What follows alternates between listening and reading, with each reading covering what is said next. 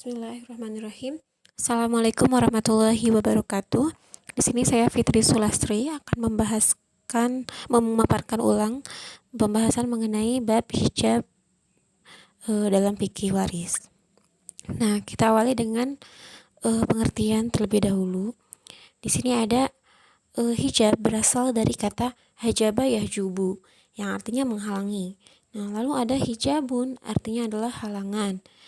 Nah, di sini juga ada hajibun artinya penghalang dan mahjubun yang dihalangi atau terhalangi. Jadi perbedaan antara hajibun dan mahjubun, ketika kita bilang hajibun dia adalah pelakunya atau orangnya, sedangkan mahjubun adalah dihalangi atau yang terhalangi. Nah, selanjutnya adalah perbedaan antara hajib dan mahjub. Yang dimaksud dengan hajib adalah seseorang yang menghalangi orang lain untuk mendapatkan tirkah atau harta waris, baik terhalangnya itu secara keseluruhan atau sebagian dari bagian tirkahnya. Nah, yang dimaksud dengan mahjub adalah seseorang yang dihalangi atau terhalangi baik secara keseluruhan maupun sebagian dari bagian tirkahnya karena adanya hajib tadi.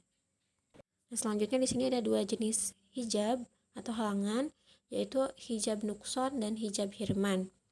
Hijab nukson yaitu halangan yang hanya mengurangi bagian ahli waris karena adanya ahli waris yang lain bersama-sama dengan dia. Contohnya, suami atau zauzun mendapatkan bagian setengah atau 1/2 apabila tanpa furu. Tetapi apabila ada furu, maka bagian zauzun berubah menjadi 1/4. Jadi furu ini memahjubkan zauzun untuk mendapatkan bagian 1/2.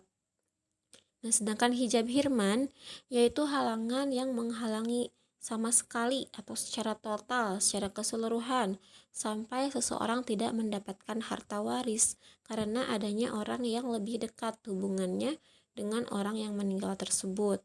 Nah, contohnya cucu laki-laki atau ibnu ibnin tidak mendapatkan harta waris selama masih ada anak laki-laki atau ibnun. Dengan demikian, keberadaan ibnun menjadi penghalang secara keseluruhan terhadap ibnu ibnin dalam mendapatkan harta waris. Selanjutnya di sini ada ahli waris tetap. Ahli waris tetap itu yang pertama ada zauz atau zauzah, suami atau istri, lalu ada ibnun, anak laki-laki, lalu ada bintun, anak perempuan, lalu ada abun, ayah, dan umun atau ibu. Nah, selama akan menjadi penerima waris, bisa termahjub, tetapi hanya mengurangi bagiannya saja, atau yang dimaksud dengan hijab nukson.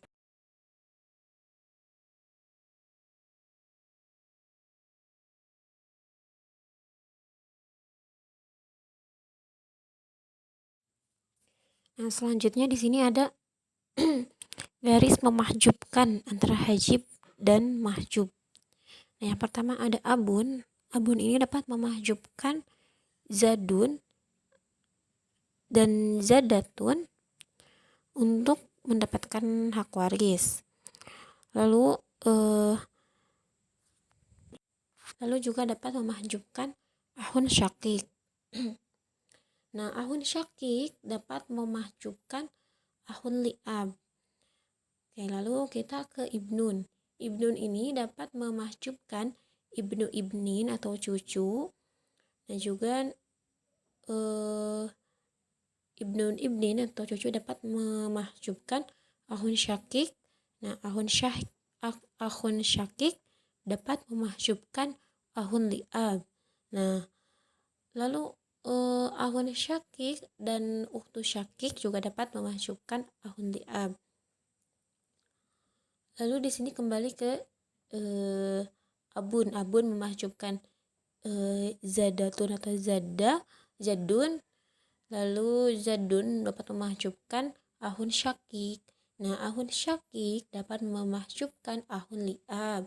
Ahun li'ab dapat memahjubkan amun syakik, dan amun syakik dapat memajukan umul li'ab, dan umul li'ab dapat memahjubkan ibnu syakik, dan ibnu syakik memahjubkan ibnu amul li'ab. Lalu kita berpaling ke umun. Umun ini dapat memahjubkan jaddatu minal li'ab dan jaddatu minal Lalu kita beralih lagi ke abun, jadun, dan furu. Ini dapat memahjubkan ahun li dan uhtul li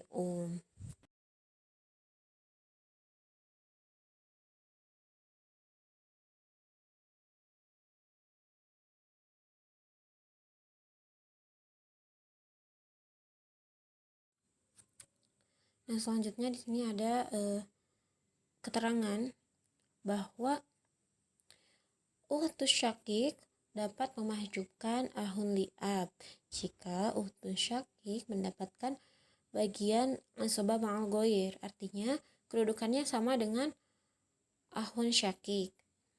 Lalu begitu juga dengan uhtul li'ab, ketika mendapatkan asobah ma'al goyir, dia berkedudukan sama seperti ahun li'ab yang dapat memahjubkan ahli waris selanjutnya meskipun laki-laki.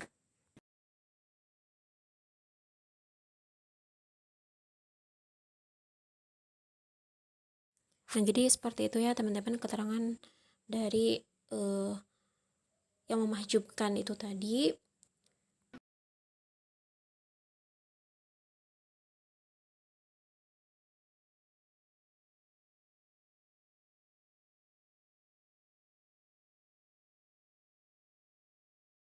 Nah, selanjutnya di sini ada rumus yang terakhir, bahwa selama masih terdapat ahli waris yang lebih dekat, maka akan memahjubkan ahli waris yang lebih jauh.